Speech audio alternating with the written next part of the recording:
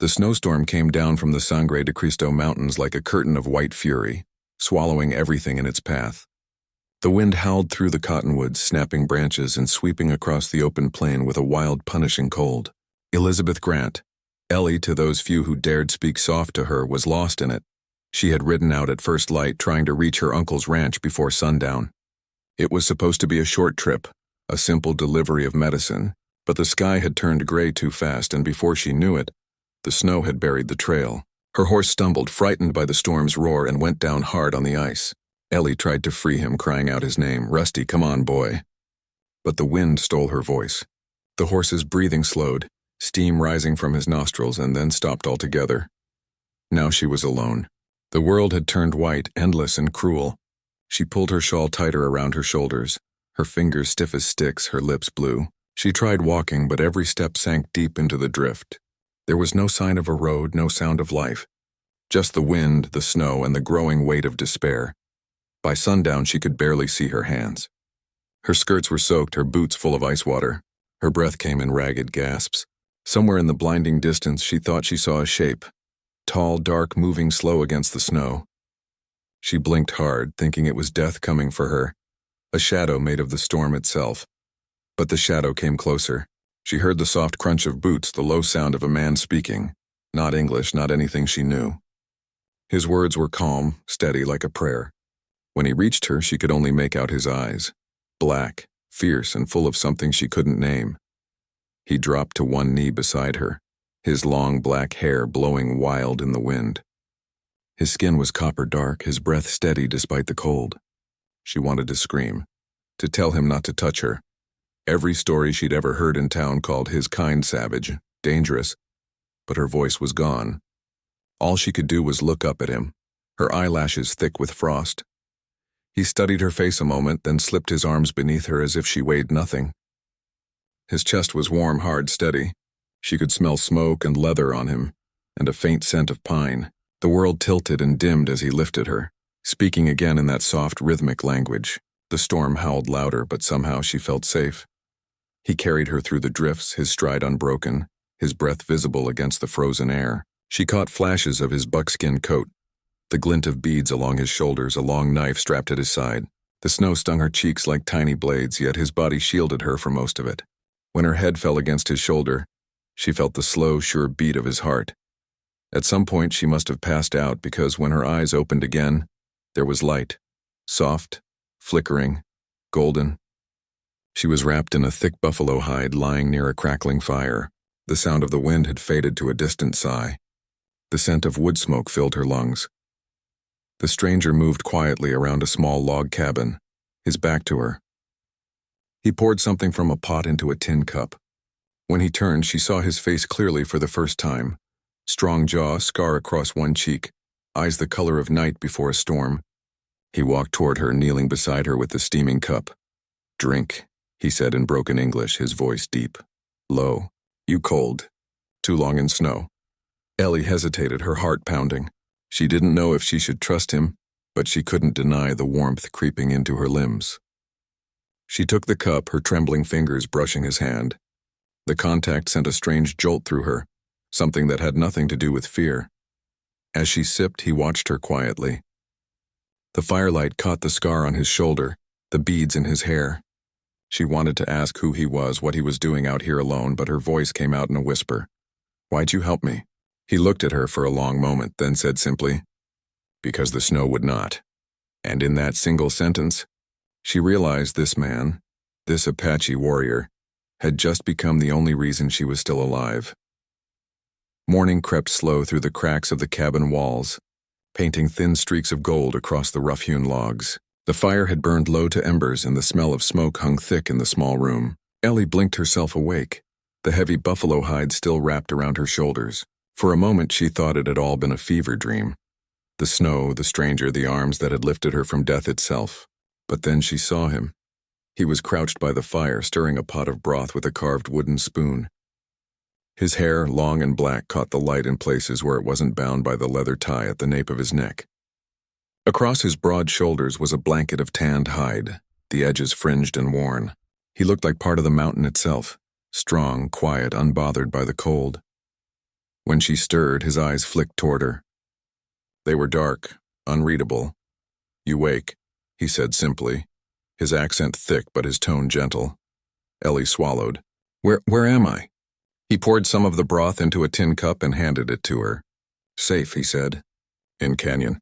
Snow too deep to leave." She took the cup, her hands trembling as the warmth seeped through her fingers. The liquid was thin but rich with herbs she didn't recognize, and it burned pleasantly down her throat. You saved me," she murmured. He didn't answer at first. He sat back on his heels, looking at her as if trying to decide what kind of creature she was. One to fear or one to protect. Finally, he said, "You would have died. I could not leave you." She studied him, her mind racing. He spoke English, though broken. He had saved her instead of leaving her in the snow. And yet he was Apache. Her father's words rang in her ears. "Never trust one. They'll smile just before they cut your throat." Still, nothing in this man's eyes looked like cruelty. "What's your name?" she asked softly. He hesitated, then said, "Kaya." The name felt foreign on her tongue but carried a weight, something old and proud. "I'm Elizabeth Grant. Folks call me Ellie." He nodded slightly, repeating her name as though testing its shape. "Ellie." Silence filled the cabin. Only the wind outside moved, soft against the wooden walls. Ellie glanced around. There was a small cot near the far corner, bundles of herbs hanging from the rafters and a bow resting by the door. Everything was simple, but everything had purpose. "How long was I asleep?" she asked. 2 nights, he said. "You burn with fever. I keep fire. You live." Her chest tightened. He'd stayed by her, watched over her while she was half dead. "I don't know how to thank you," she whispered. Kaya's gaze drifted toward the window. "No need, snow brings what it wants. Maybe it bring you here for reason." His words made her heart stutter. "A reason?" He didn't explain. Instead, he stood and began to repair the broken handle of his knife, his movement slow and sure. Ellie couldn't help but watch, the quiet strength in him, the way he seemed one with the silence around him. When she finally found her courage, she asked, "Aren't you afraid?" "My father's Sheriff Grant. If he finds out—" Kaya looked up sharply. "I know that name." Her breath caught. He turned his eyes back to the fire. "He led men that burned my people's camp by the river 2 winters ago." His tone wasn't angry, just hollow. "Many died. I remember his voice." Ellie's face drained of color. Shame crawled up her throat. "I didn't know," she whispered. "I didn't know any of that." He looked at her for a long time, his gaze steady but not cruel. "I believe you," he said finally. "You have eyes that do not know hate." For the first time since the storm, warmth spread through her, not from the fire, but from something deeper, something dangerous. She set the cup down and looked at him, her voice small. Then, "Will you forgive what my family's done?" Kaya's expression softened, but he didn't smile. "I save your life not for your father. For you. The snow does not care who you are. Neither do I." Ellie lowered her eyes, unsure what to say. Outside, the wind began to die, leaving behind a stillness so pure it almost hurt. In that quiet, something new was taking root, fragile, uncertain, but alive. The fire crackled low, throwing long shadows across the cabin walls. Night had fallen again over the canyon, but this time the storm outside was quiet, soft flakes drifting down like feathers instead of knives. Inside, the warmth was steady, almost comforting. Ellie sat close to the hearth, a blanket wrapped around her shoulders, watching Kaya carve a strip of wood with slow, deliberate strokes. He hadn't spoken much that day. He moved like the wind, quiet, efficient, almost invisible. Everything about him seemed measured. His silence wasn't cold. It was heavy, like a man who had learned to speak only when it mattered. Ellie couldn't stop studying him. His face was strong, angular, with the kind of calm that didn't need words to command respect. When he finally shrugged off his buckskin coat, she noticed the dark mark that cut across his shoulder, an ugly, twisted scar running from his collarbone down toward his chest. It looked deep, old, and healed without mercy. Her breath caught. She shouldn't stare, but she couldn't help herself. Kaya felt her gaze before she spoke. He set the knife down slowly and turned toward her. "You look like you see ghost," he said quietly. Ellie swallowed hard. That scar. Who did that to you? For a moment his eyes were still as water. Then he looked away, his jaw tightening. A white soldier, he said. Long time ago. I was 17. They came before dawn, your army. They said our camp was too close to their land. They burned everything. My mother, my brother. He stopped, breath slow and steady, as if forcing the memory to stay buried. One soldier hit me when I tried to pull my mother from the fire. His rifle left the mark. The air in the cabin seemed to thin. Ellie's chest ached with a weight she didn't know how to bear. She wanted to say she was sorry, but the words felt small, useless. She had heard stories in town of Apache raids and settler attacks, each one told from only one side. Sitting here, seeing the quiet pain behind his eyes, she realized how much she didn't know, how much her world had never cared to know. I can't imagine what that was like, she whispered. He nodded once. You can't, but I don't ask you to. His tone wasn't cruel, just true. That made it hurt even more. After a while, he stood and reached for the kettle, pouring her more broth. When he handed her the cup, his sleeve slipped down again, and she saw how the scar twisted around his arm like a brand. She thought of her father, his badge, his iron sense of justice, his hatred for anything he didn't understand. She wondered how many men like Kaya he had hunted down, believing he was righteous. As she took the cup, her fingers brushed his hand.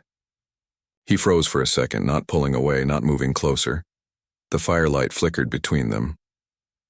I wish things were different, she said softly. Kaya looked at her, something unreadable passing through his eyes. Different?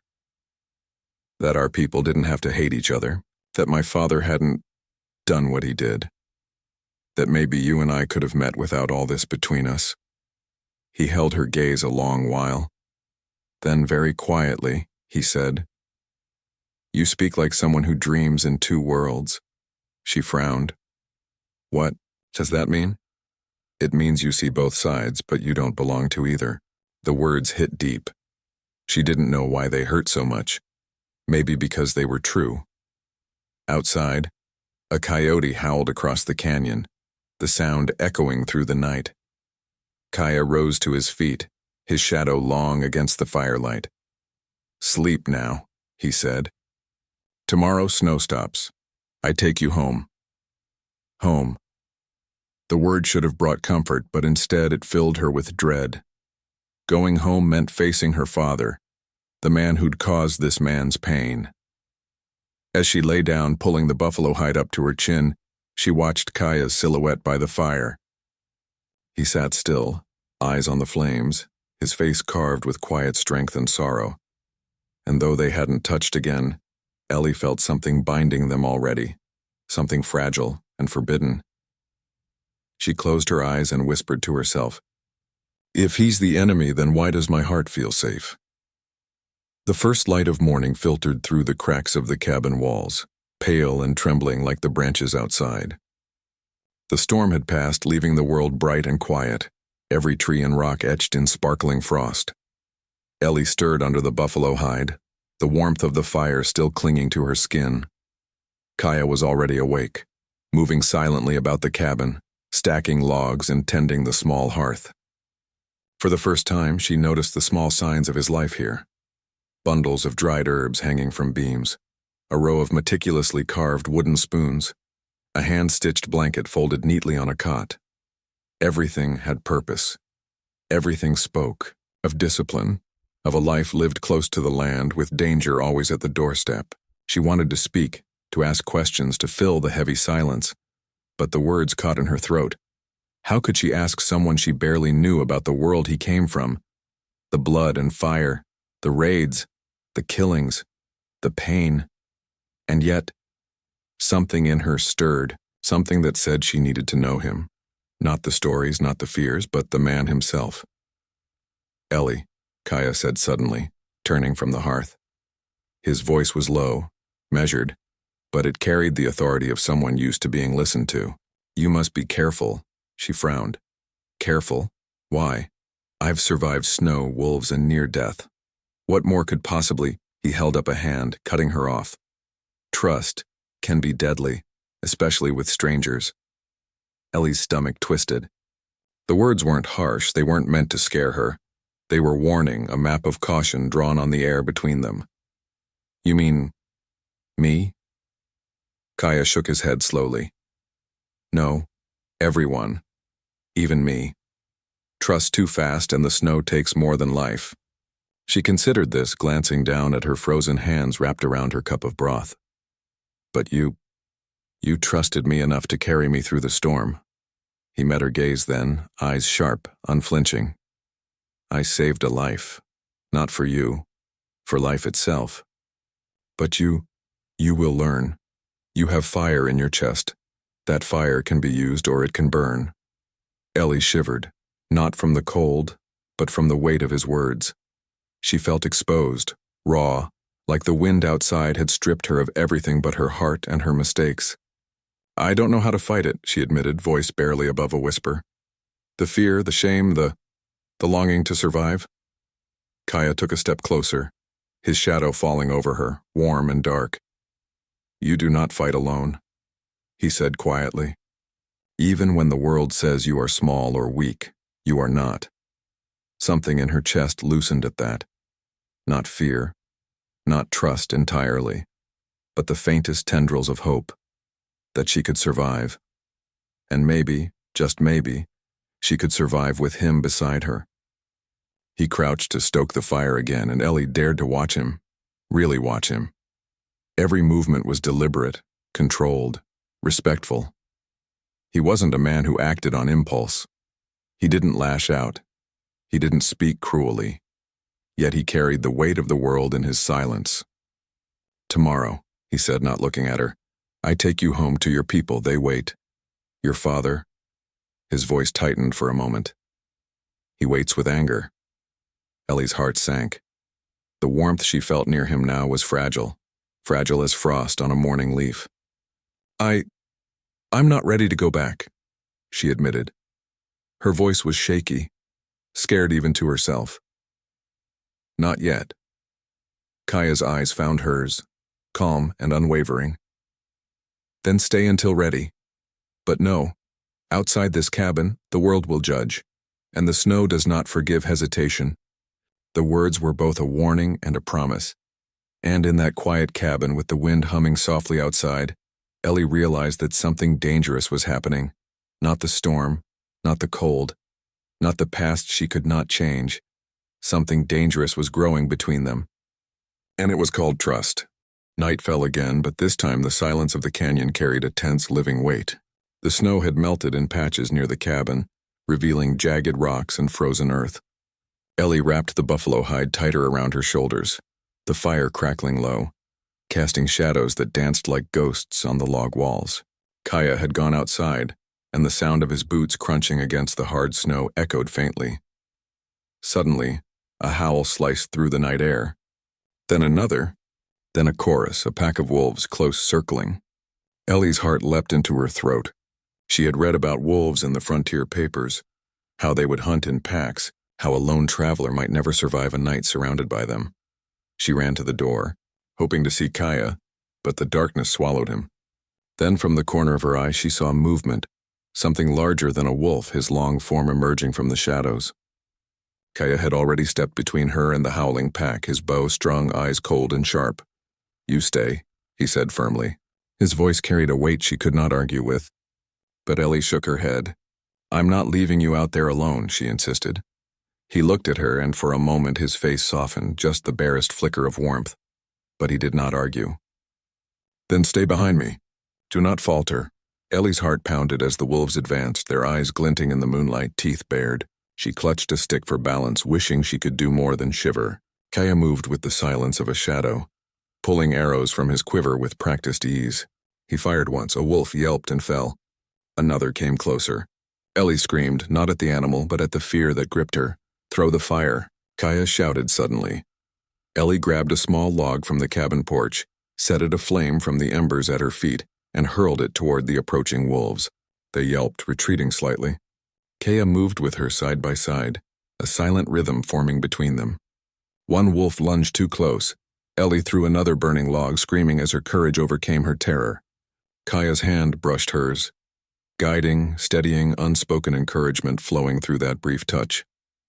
The last wolf hesitated at the edge of the firelight, then turned and vanished into the night. The canyon was still again, the only sound the slow exhalation of two humans who had faced something primal together. Ellie sank to the snow, her knees trembling. Kaya crouched beside her, brushing snow from her hair. His eyes met hers, and for the first time she felt the weight of desire in his gaze. Not violent, not possessive, but a raw acknowledgement of shared survival.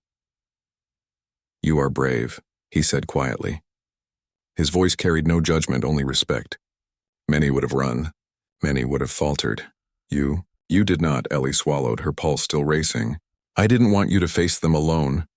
His hand lingered near hers, close enough that warmth passed between them. "No one faces wolves alone, not ever." "Not really?" The firelight reflected in his eyes, making them almost golden. Ellie felt something shift. Trust, yes, but also a growing pull she couldn't name. She wanted to lean in, to feel safe in his presence, to stay wrapped in the warmth of him instead of the cold she had known her whole life. Kaya rose finally, offering a hand. "Come inside. Night is not safe yet. You need warmth." As she followed him back to the cabin, Ellie realized that the wolves had brought them closer, not just in proximity, but in understanding. In danger, they had found a rhythm, a fragile bond of trust and courage. And something deeper had begun to bloom, dangerous and forbidden in the quiet spaces between survival and desire.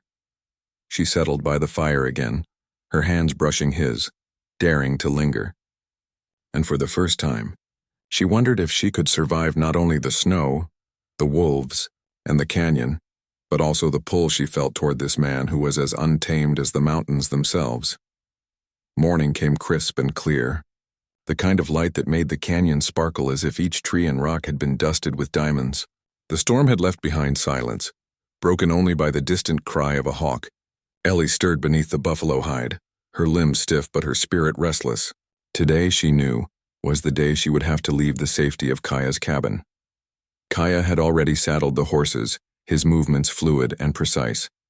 The horses themselves were sleek and strong, their coats glinting in the morning sun, eyes bright and alert.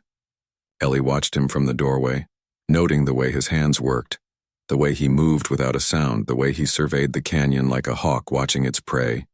"You ready?" he asked, his voice low, carrying authority but also something softer underneath. Ellie swallowed. I think so." Her voice trembled despite the warmth of the fire. The thought of leaving him, of stepping back into her father's world, filled her chest with a strange, aching fear. She had survived snowstorms, wolves, and near death, but she wasn't sure she could survive the anger she knew awaited her. Kaya extended a hand, and she took it hesitantly. His grip was strong but gentle, grounding her as she climbed onto her horse. For a moment she was acutely aware of how close they were. His presence beside her, his hand brushing hers, the warmth radiating off him. She forced herself to look forward, to focus on the trail ahead, not the pull in her chest. The ride down the canyon was quiet, save for the soft crunch of hooves against frozen ground. Kaya led the way, ever watchful, glancing back only once to ensure she kept up. Ellie's heart thumped in her chest, not from exertion, but from the knowledge that each moment closer to her father was a moment closer to danger. "You don't have to speak," Kaya said finally, breaking the silence. "The mountains have taught me that sometimes words are empty. Actions, they carry meaning." Ellie nodded, her eyes fixed on the trees ahead. She wanted to speak, to tell him everything she felt, the fear, the gratitude, the strange longing, but the words caught in her throat. How could she explain the way her heart raced when he was near, the way she felt both alive and terrified in his presence? They emerged from the canyon into open plains, the ranch visible in the distance. Smoke rose from chimneys and horses stamped in their corrals. Her stomach tightened. She knew that with every step closer, she was stepping back into a world that would not understand him, a world that would see Kaya as a threat rather than a savior. Kaya slowed his horse, watching her carefully. "Once we reach your family, things will change," he said quietly. "They will see you. They will judge me. and you will have to decide what is right for you. Ellie swallowed hard. I don't know if I can go back to that world, she admitted. Not after everything. Not after you saved me. He shook his head, a faint smile playing at his lips, just enough to make her heart lurch. You will go, but do not mistake leaving for forgetting. You will carry what happened here, even when your father's anger fills the air. Remember that. As they approached the ranch gates, Ellie's pulse raced. Her father's gaze swept the canyon ridge like a hawk, his rifle at his side. He didn't see them yet, but she knew it was only a matter of time. Kaya stopped, letting her take a deep breath. After this, he said softly, his dark eyes meeting hers, you forget my name. Ellie's chest constricted. She wanted to say no, to tell him she could never forget, but instead she nodded. I promise. She lied. The moment hung between them, fragile and dangerous. Then as the gates of the ranch drew near, Kaya turned his horse away from her path. Without another word, he was gone into the morning light, leaving Ellie to face the world she had left behind, and the father who would not forgive easily. Her heart pounded, a mixture of fear, sorrow, and longing. She clutched the reins tighter, riding toward the storm that awaited her. Not the snow, not the wolves, but the wrath of the man who had raised her, and the truth she could no longer deny. Her heart had already been claimed. The first pale light of dawn spilled across the snow-covered ranch, painting everything in a cold, hard clarity. Ellie's horse's hooves crunched against the frozen ground as she approached the main house. Smoke rose lazily from the chimney. Birds stirred in the leafless trees, and somewhere in the distance the sound of a rooster crowing cut through the morning. Her chest tightened. Her father, Sheriff Daniel Grant, would already be awake. She had seen him in anger before, sharp as a whip and relentless. But this time he wasn't just angry. He would feel betrayed. And he had no idea how close she had come to death, how an Apache warrior had saved her life. As she rode closer, a figure appeared at the gate. Her heart stopped. The rifle was unmistakable, the stock polished, the barrel glinting in the weak sunlight. It was her father, and he was pointing it directly at her. Get away from my daughter, he barked, his voice carrying across the yard like a whip crack. His eyes were hard, cold, filled with the righteous fury of a man who believed the world should bend to his will. Ellie's horse skidded slightly in the snow. She raised her hand slowly, trying to keep herself calm. Father, wait, please. It's not what you think. But her father's eyes never wavered from her, the rifle unwavering in his hands. You let that savage touch you? You're mine, Ellie, and you've brought shame upon this family. Ellie's chest ached. She tried to step forward to explain, but the snow made the ground uneven and her voice faltered. No, Father. He saved me. He carried me through the storm. The rifle moved slightly, her father's hand trembling. His anger was evident, but so was something else, fear. Perhaps for the first time, Ellie saw that beneath his armor of pride was a man terrified of losing the control he thought he had.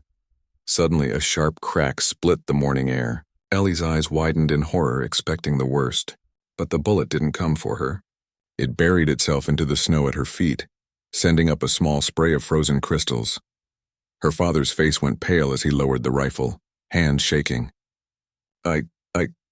His words caught in his throat. For the first time, the unwavering authority he wielded like a weapon seemed to falter. Kaya stepped from the shadows, calm, measured, and unwavering. His eyes burned with both fury and restrained power. He didn't move toward them, didn't raise a weapon. His voice was low, steady, carrying across the yard. She's your blood, he said. Do not destroy what's left of your soul. Ellie's chest heaved. The fear and tension in her body began to release, replaced by a strange mixture of relief and awe. Kaya's presence alone had shifted the balance of power in a single sentence. Her father's face crumbled, the hardness melting into confusion and shame. He lowered the rifle completely, gripping it tightly as if afraid to let it go, afraid of what it represented.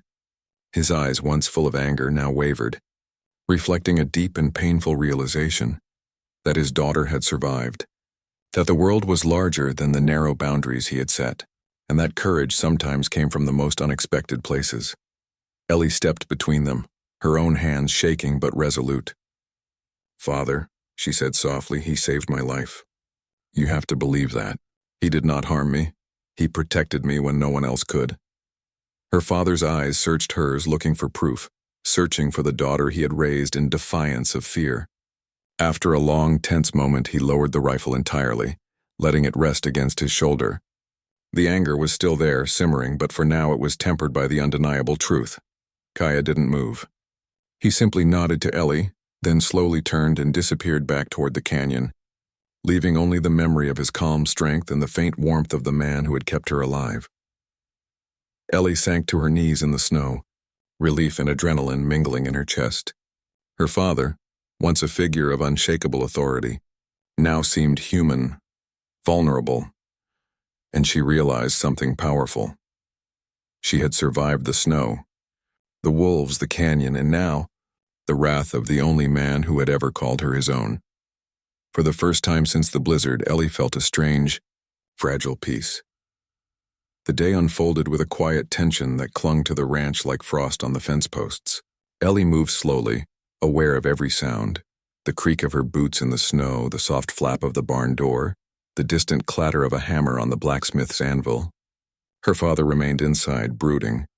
The rifle leaned against the wall as if it were part of his very frame. His anger had not vanished, only simmered beneath a fragile layer of grudging restraint. Ellie's mind, however, was elsewhere. She kept thinking of Kaya, the Apache warrior who had saved her, carried her, and stood between her and death. In him, she had glimpsed a world she had never known, a life lived in the harsh but honest rhythm of the mountains. And in that same world, she had felt alive in ways her sheltered life on the ranch had never allowed. She walked toward the corral, letting her fingers brush the fence rails, trying to reconcile the two halves of herself, the obedient daughter of Sheriff Grant, and the woman who had tasted freedom in the arms of a man from a world her father would never understand. "You're wandering again." "Ellie," her father said from the doorway, voice low but sharp. She turned, meeting his gaze. "I'm just thinking," she said carefully, "about the mountains, the snow, about what it means to survive." His eyes narrowed. "You survived because of him," he said, not naming Kaya but letting the implication hang. "And you call that thinking?"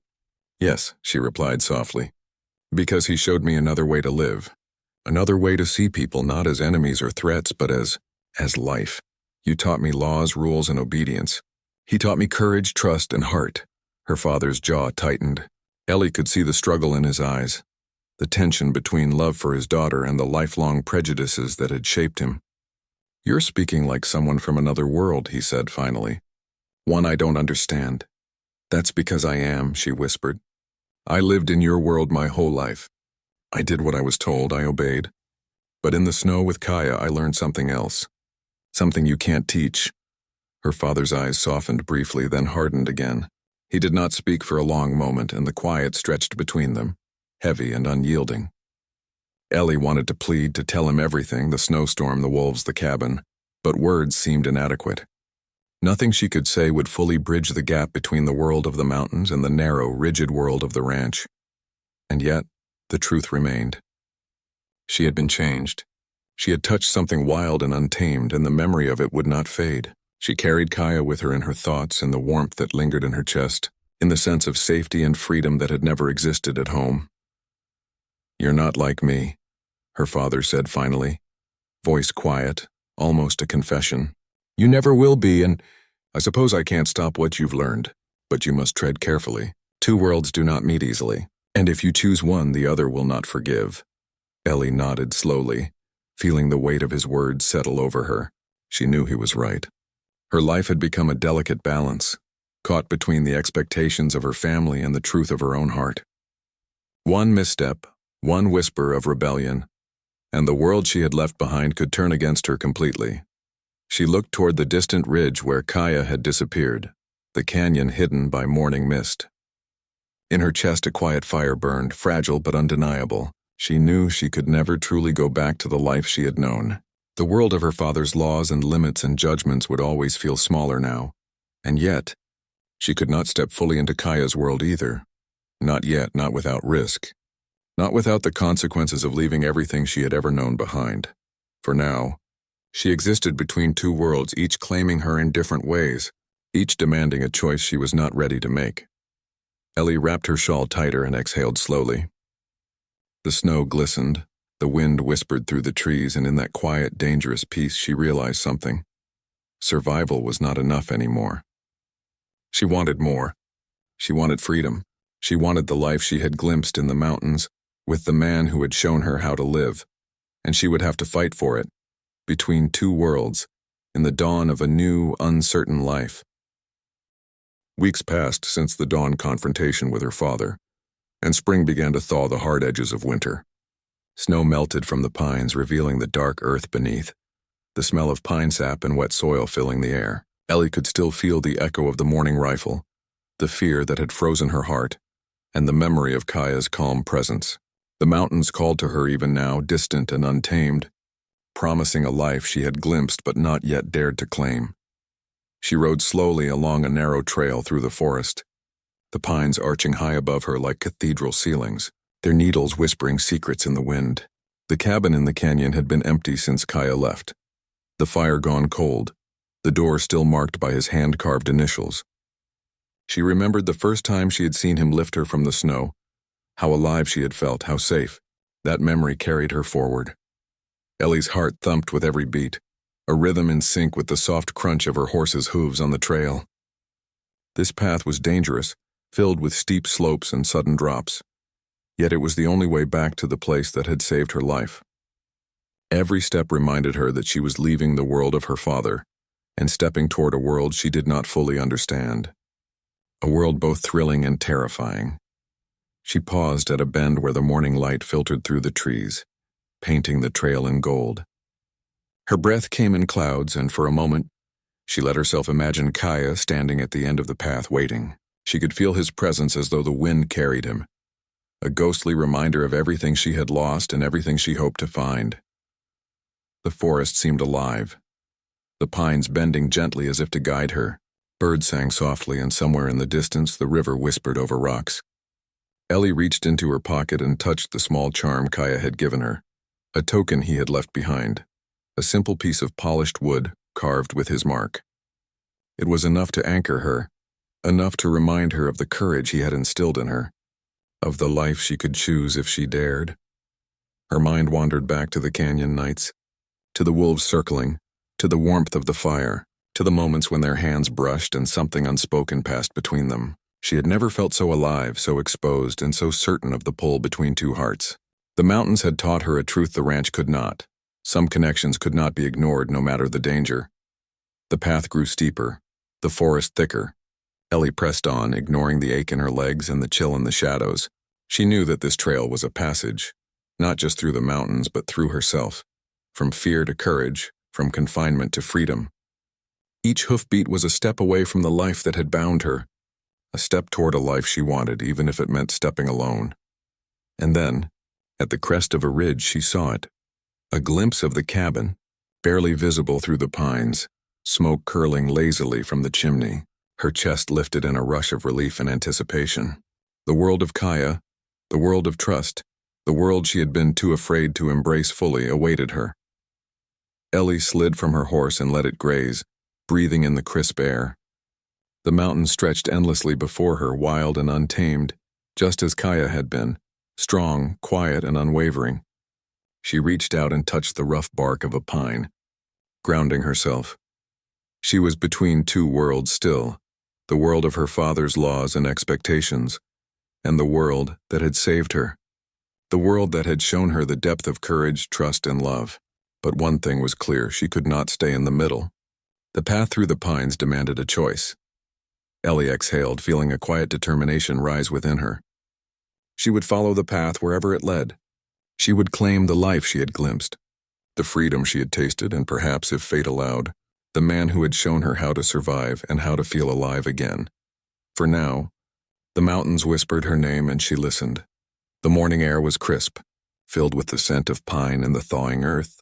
Ellie stood at the edge of the cabin clearing, looking out over the mountains that had become both her sanctuary and her crucible. Her heart was steady now, her breath deep. The journey through snow, wolves, fear, and doubt had led her here, to a place where survival meant more than staying alive. It meant choosing the life she wanted. Kaya emerged from the tree line, moving with the same quiet strength that had first carried him through the snowstorm to save her life. His eyes, dark and unwavering, met hers, and for a moment, The world seemed to hold its breath. No words were necessary. Each step he took, each glance, spoke volumes. The distance between them vanished. "You came," she said softly, the words almost lost in the wind. He stopped a few paces away, letting the space remain, yet radiating the same calm authority she had trusted in life and death moments. "I told you," he said quietly. "The mountains do not forgive hesitation." "You did not hesitate." Ellie smiled, a fragile, trembling curve of lips filled with the triumph of survival and the courage to embrace her heart. "And now?" she asked. Kaya studied her for a long moment, the wind tugging at his hair, the sun glinting off the beads woven into his long braid. "Now, you decide." The weight of choice settled over Ellie, heavier than any snowdrift, fiercer than any storm, sharper than any rifle barrel she had faced. She had returned to the mountains, to the world that had saved her, and now she had to step fully into it, not as a visitor, not as someone half bound to her father's laws, but as herself. Her father's image flickered in her mind, the rifle at dawn, the anger, the disappointment. She felt a pang of guilt, but it was tempered by truth. She could not live a life dictated by fear, not anymore. Her heart had been claimed, not by duty or obligation, but by trust, courage, and love. She took a deep breath and stepped forward, closing the last few paces between them. Kaya did not move, did not flinch. His hand hovered near hers, an unspoken invitation. Ellie reached out, her fingers brushing his, and in that simple contact, the world righted itself. "I trust you," she said, her voice firm now, carrying the certainty she had fought for through the snow and fear. "And I choose this. I choose you. I choose the mountains, the fire, and the life you've shown me." Kaya's lips curved into a small, rare smile. "And I choose you," he replied, voice low, steady. "Not because I must, but because my heart knows no other way." The mountains echoed their unspoken vow, the wind carrying their promise across the canyons, past the cliffs, and into the endless sky. Ellie felt the warmth of him, the strength and quiet protection that had been her anchor in the snowstorm, the wolves and the fear of returning to her father's wrath. They stood together, hands entwined, eyes locked, feeling the pulse of life in the land around them. The snow had melted, leaving a world reborn, wild and untamed, just like the love that had grown between them, her past, her father's anger, the expectations of a world she had left behind. None of it could touch her now. She was alive, truly alive, in a way she had never been before, and she was not alone. Kaya took her hand fully in his, pressing it gently. "The path is never easy," he said, "but together, we can walk it." Ellie nodded, feeling the weight of the journey lift. She had survived storms, predators, and the anger of those who claimed ownership over her life. Now she would survive love, freedom, and the challenges of a world that was vast, unpredictable, and breathtaking. As the sun rose higher over the mountains, casting long shadows across the valley, Ellie and Kaya rode together down the trail. The forest whispered behind them, the wind carried their story, and the canyon itself seemed to smile. The Apache warrior had saved her life in the snow. At dawn, her father had pointed a rifle at her. But now, in the light of a new day, she had found her own path, and it led straight to love, trust, and the freedom she had fought so hard to claim. Ellie's heart was finally at peace, and the mountains, wild and eternal, bore witness.